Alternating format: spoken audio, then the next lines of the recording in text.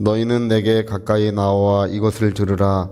내가 처음부터 비밀이 말하지 아니하였나니 그것이 있을 때부터 내가 거기에 있었노라 하셨느니라. 이제는 주 여호와께서 나와 그의 영을 보내셨느니라. 너희의 구속자시요 이스라엘의 거룩하신 이이신 여호와께서 이르시되 나는 내게 유익하도록 가르치고 너를 마땅히 행할 길로 인도하는 내 하나님 여호와라. 내가 나의 명령에 주의하였더라면 내 평강이 광과 같았겠고 내 공의가 바닷물결 같았을 것이며 내 자손이 모래 같았겠고 내 몸의 소생이 모래알 같아서 그의 이름이 내 앞에서 끊어지지 아니하였겠고 없어지지 아니하였으리라 하셨느니라. 아멘. 네, 하나님께서 이제 나는 처음과 마지막이다 이런 얘기를 거듭해서 들려주시는 이유는 뭐냐면 그 인류 역사를 하나님이 주관하고 계시고, 그래서 이제 범죄했을 때 이웃 나라가 와서 이제 꼭 이렇게 쳐요. 그러면 이제 깨닫고 회개하면 또 자유케 되고, 또 범죄하면 또 이웃 나라가 와서 또 억압하고, 이런 역사가 사사기 때로부터 계속 이제 반복되고 있어요. 그래서 하나님께서 항상 그 막대기를 가지고 그들을 교훈하시고 훈계하시고 그 모든 역사를 통해서 주관하고 계신 것을 이스라엘 사람들에게 계속 말씀하고 계시는 것입니다. 그래서 여러분, 하나님은 우리 삶의 주관자이시고 우리 가정의 주관자이십니다. 그래서 우리가 하나님께서 그 모든 것을 주관하신다고 하시는 사실을 우리가 믿고, 또 우리가 하나님의 뜻 가운데 거하면 어떤 것도 연약하지 않다고 하나님 이제 말씀하고 계십니다. 너희가 나의 말을 잘 순종하고 그렇게 했다면 내 평강이 강 같았을 것이고 내 공의가 바닷물결 같이 그렇게 넘쳤을 것이라고 이렇게 말씀하시지 않습니까? 이제 계속 이제 거역하고 이렇게 떠나갔기 때문에 그렇게 되고 있습니다. 여러분, 오늘 기본적으로 우리는 하나님이 우리를 설득하시게 해야 합니다. 내가 욕심이 죄를 낳고 죄가 잉태해서 죄가 장성해서 이제 사망에 이른다고 말씀하지 않습니까? 그래서 욕심이라는 것이 사람마다 다 있어요. 그거 없을 수는 없지만 욕심이 잉태하지 않도록 그 순간 다 무산되고 없어져야 됩니다. 하나님께서 날마다 때마다 일마다 우리를 설득하시게 해야 합니다. 눈앞에 있는 이 황금의 이익 때문에 내가 주의 뜻을 저버리는 그런 일은 있으면 안 된다는 것입니다. 특별히 우리 신학 성도들은요, 하나님이 우리를 뭘로 설득하셨냐 하면 예수를 믿으면 우리가 모든 죄사함을 받고 영생 복락을 누린다고 하나님이 우리를 그렇게 설득해 주셨습니다. 성령이 오셔서 우리를 설득하신 것이 뭐냐 하면 주 예수를 믿으라고 하신 것입니다. 여러분, 오늘 우리 신약 성도들은 뭐 십계명을 지키는 것도 중요하고 여러 가지 하나님의 말씀들을 지키는 것이 중요하지만 우리가 무엇보다 중요한 것은 주 예수를 믿는 것입니다. 예수님을 믿으면, 예수님을 믿는다고 하는 것은 평안의 세계예요. 진짜 믿으면 진짜 평안한 것입니다. 근데 반만 믿으면 반만 평안한 것이고요, 조금만 믿으면 조금만 평안한 거예요. 근데 예수님을 우리가 온 마음을 다해서 믿으면 진짜 하나님의 평안, 하나님의 기쁨이 물밀듯이 몰려오게 되어 있습니다. 하나님께서 우리를 계속해서 날마다 일마다 때마다 우리를 계속해서 말씀하시고 우리를 설득하시게 해야 합니다. 제가 예전에 삼각산에 올라가서 기도한 때가 있었어요. 청년 때 삼각산에 기도하러 자주 갔었는데요. 그때는 이제 밤이 되면 그 삼각산에 기도하시는 분들이 뭐 어디서부터 그렇게 몰려오시는지 몰라요.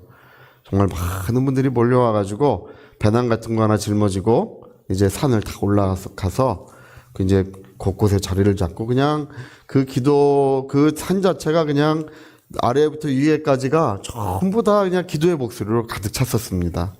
이제 저도 이제 가서 이제 몇 시간씩 이렇게 기도하곤 했는데, 어느 날인가는 이제 한 2-3시간쯤 이렇게 기도하고 있는데, 하나님 뭐 이것도 도와주시고 저것도 도와주시고 하면서 열심히 이제 기도를 하고 있었어요. 아마 21살 때인지 아마 그랬을 것 같아요. 그쯤이에요.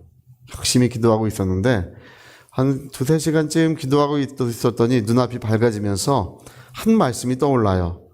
무엇이든지 기도하면 내가 시행하리라. 할렐루야. 그 말씀이 눈앞에 밝아지면서 그 마음에 계속 남아있는 게 뭐냐면 무엇이든지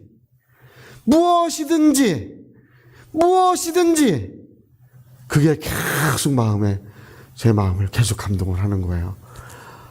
아, 하나님은 무엇이든지 다 들어주신다고 했는데 나는 왜 이렇게 조그만 것을 가지고 얽매여 있을까? 뭐 이것저것 맨날 소꿉놀이 하는 것처럼 손에 뭐 이렇게 뭐 하나 껴놓고 반짝반짝 작은 별 아름답게 빛나네 뭐 그런 거 하는 것처럼 하나님의 주시는 그 큰 은혜에 비해서 너무 이렇게 작은 것에 매여서 이렇게 있는 것을 이제 그때 발견하게 됐어요. 그래서 하나님, 이제 제가 하나님의 큰 일을 위해서 기도하겠습니다. 이 기도를 바꿨어요. 이 기도를 바꿔가지고 이제 하나님의 큰 일들을 위해서 기도할 때 정말 그런 중국 선교나 또 인도 선교나 이런 그 하나님의 그 은혜로운 역사가 그 뒤에 곧바로 시작돼요. 얼마 지나지 않아서 시작되었습니다. 한 1, 2년 지나지 않아가지고 기도하는 중에 예수님이신지 이제 토요일 날 나타나셔서 내가 너를 인도할 것이라고 말씀하신 그 다음 날부터 이제 중국 선교가 시작됐어요. 할렐루야. 그리고 그렇게 많은 사람들이 구원을 받고 그 많은 교회들이 세워지는 역사가 계속되고 있습니다. 근데 그게 무엇 때문이냐 하면 하나님께서 설득하셔서 그래요. 기도하고 있는데 무엇이든지 들어주마. 무엇이든지. 여러분 주 예수 잡히시던 날 밤에 제자들을 다락방에 모아놓으시고 마지막 만찬을 6월절 만찬을 하셨지 않습니까? 그때 예수님은 제자들을 계속 설득하셨던 거예요. 내가 아버지께로 갈 때가 왔다. 이제 나는 아버지께로 가고 너희는 세상에 있을 것인데 내 이름으로 기도하면 무엇이든지 들어주마. 내 이름으로 기도하면 무엇이든지 내가 시행해 주마. 여러분 요한복음 14장부터 16장까지 거듭 그 얘기가 계속 말씀하고 계신 걸 우리가 알고 계십니까? 예수님이 그 얘기를 거듭 들려주고 계세요. 여러분 오늘 우리의 마음의 문이 활짝 열어졌으면 좋겠습니다. 정말 우리의 눈도 여러분 성경에 보면 눈을 들어 이런 말씀이 있죠. 눈을 들어 보라. 눈을 들어 이런 말씀이 많이 있는데 우리가 이게 앞에 있는 거 한번 보지 말고 이게 눈을 좀 들어서 우리 하나님의 그 영광도 보고 그 광대하신 하나님도 좀 바라보고 하나님의 능력이 지극히 크다고 하는 것들도 좀 바라보시고 할렐루야. 제가 그 얘기하기 참 좋아하는데 옛날에 엘리사 때 아람 군대에 그 성이 에워싸였지 않습니까? 작은 성에 엘리사가 있었는데 아람 왕이 이 이스라엘에 쳐들어가려고만 하면 이스라엘 군대가 길가에 매복을 하고 있는 거예요. 중요한 곳에 다 매복하고 있다가 덮치니까 도저히 이스라엘을 침략해서 들어갈 수가 없는 거예요. 그래서 야 우리 중에 첩자가 있다. 누가 첩자인지를 알아보라고 했는데 뭐라고 말하는 거니? 왕이시여. 이스라엘에서 끌려온 그 사람이 왕이시여. 위대한 선지자가 이스라엘에 있습니다. 엘리사라고 하는 위대한 선자가 있어서 그가 왕이 침실에서 하는 말까지 다 듣고 있습니다. 그 얘기를 듣고 깜짝 놀랐어요. 그런 게 진짜 있냐. 그래서 엘리사가 어디 있는지 수소문해가지고 작은 성에 있다는 얘기를 듣고 그냥 하룻밤 만에 군대를 모으고 밤새 달려와서 그 성을요 작은 성을 대군이 에워쌌어요. 정말 조그만 도읍밖에 되지 않는 거를 큰 군대가 에워싸고 엘리사 한 사람을 없애려고 그렇게 찾아왔습니다. 아침에 게하시, 그 엘리사의 종 이름이 게하시인데 종이 와서 성 밖을 내다보고 기겁을 했어요. 우린 다 죽었구나. 이렇게 큰 군대가 에워쌌으니 엘리사여 우린 다 죽었습니다. 근데 엘리사가 여러분 뭐라고 했습니까? 우리와 함께한 자들이 저들보다 많으니라. 할렐루야. 그렇게 말하면서 뭐라 그러는 거 아니? 주여 눈을 열어 바라보게 하소서. 이 게하시 종의 눈을 열어.